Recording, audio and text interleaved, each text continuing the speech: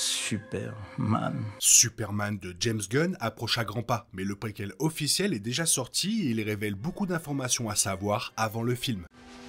Allons. C'est l'heure de l'histoire, mon poulet au miel. On ouvre les petits volets. Cœur vaillant, œil sur la balle, on ne peut pas perdre.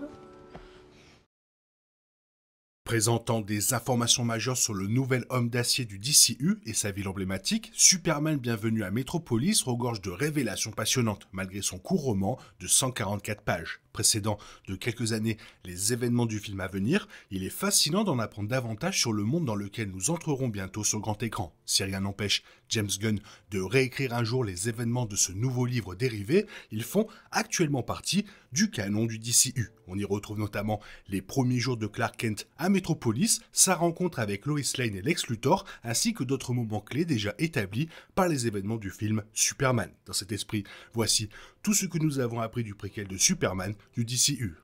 Dans Bienvenue à Metropolis, il est confirmé que Lex Luthor n'est pas un fan des méta-humains en général. Cela inclut notamment le gang de la justice, qui s'immisce régulièrement dans ses affaires et opérations les plus douteuses. Toutefois, le roman voit peu à peu Lex Luthor développer une haine particulière pour Superman, reconnaissant sa supériorité en termes de puissance et de force par rapport aux autres super-héros.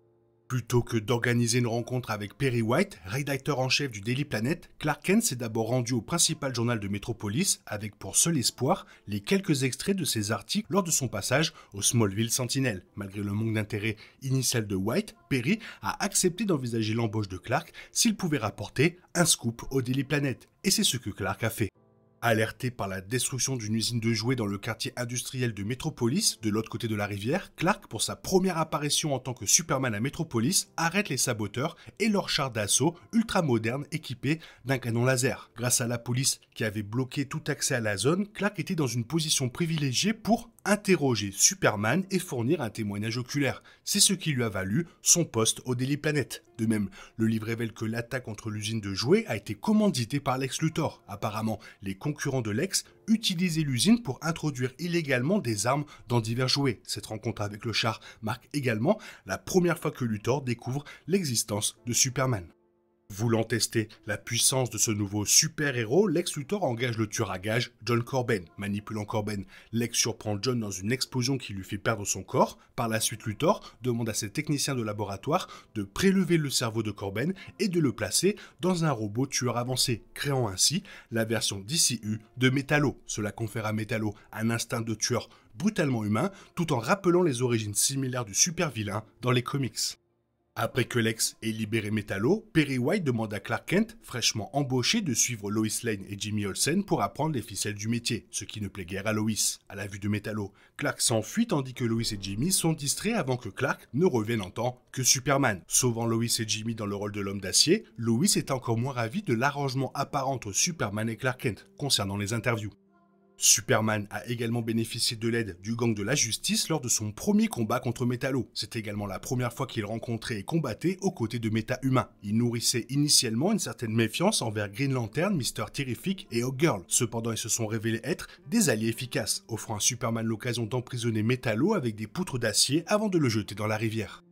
Lors d'une rencontre avec le maire de Metropolis, Lex Luthor propose de payer les dégâts causés à la ville et de récupérer Metallo dans la rivière, par pure bonté de cœur de citoyen fier. Bien sûr, comme le révèle le nouveau roman préquel de Superman, Lex Luthor est un fils respecté et aimé de Metropolis. Ce récit donne ainsi parfaitement le ton à l'amertume de Luthor envers Superman, qui a déjà commencé à voler la vedette en tant que nouveau héros de la ville.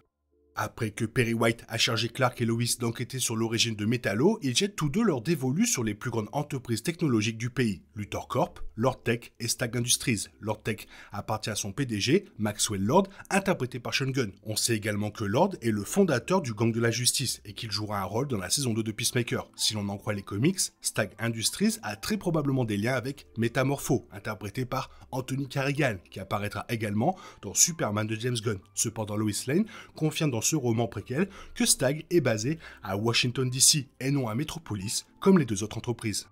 Clark décide de rendre visite à Holt Industries, une filiale également basée à Metropolis et financée par Lord Tech. Logique, puisque le scientifique Michael Holt est l'identité secrète du Mr. Terrific du gang de la justice. Malgré sa distance avec Kent et son refus d'être interrogé sur la robotique, Holt oriente Clark vers Lex Luthor, laissant ainsi transparaître clairement son manque de confiance envers le milliardaire.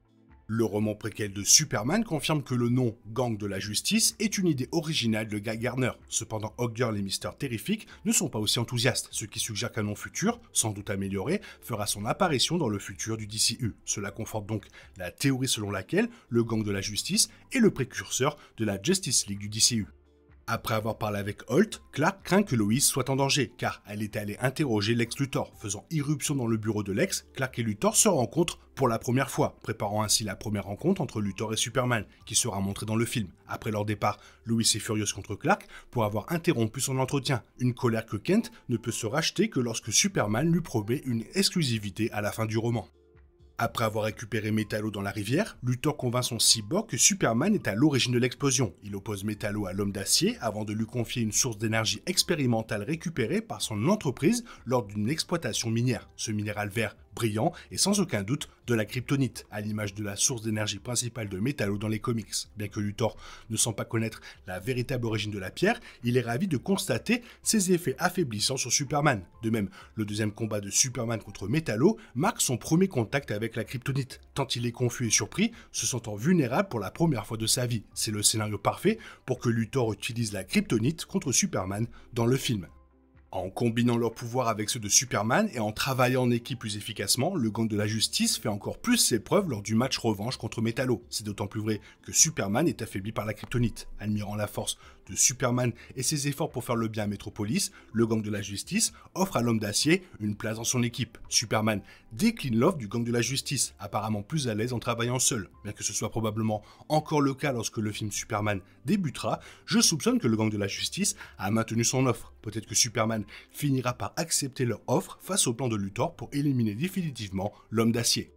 Maintenant, à partir d'interviews avec les acteurs du film, de nombreuses informations ont été révélées sur Superman, tout en gardant les spoilers les plus importants cachés pour préserver l'expérience cinématographique à venir.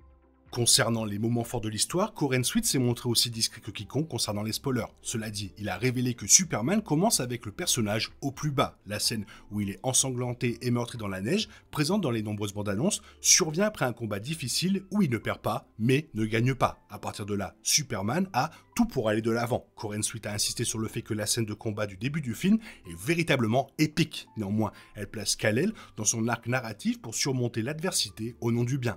De nombreux autres héros d'ici feront leur début dans Superman, notamment Mister Terrific. Interrogé sur l'étendue de son rôle, Gattegui a insisté sur le fait que Superman ne reprendrait pas beaucoup de l'histoire du personnage dans les comics. Gattegui a déclaré « Nous construisons en quelque sorte notre propre Mister Terrific pour le DCU et nous prenons des libertés. L'objectif est probablement de maintenir l'histoire de Superman centrée sur Superman. Ainsi, l'histoire de Mister Terrific pourrait être mise de côté pour un autre projet DCU à l'avenir. » Gattegui a également commenté la relation entre Superman et Mister Terrific. Il a révélé que Superman pense que Mister Terrific est son meilleur ami, mais que ce n'est pas forcément vrai. Mister Terrific a été décrit comme un frère pour Superman, dans le sens où tous deux combattent le crime et sont des héros, mais le premier considère le second comme un idiot. Gattegui remarque que Superman est un scout, tandis que Mister Terrific est plus complexe. Superman est l'incarnation du bien aux yeux de Gattegui, mais Terrific a parfois des démons qui le rendent un peu plus grincheux que son allié du DCU.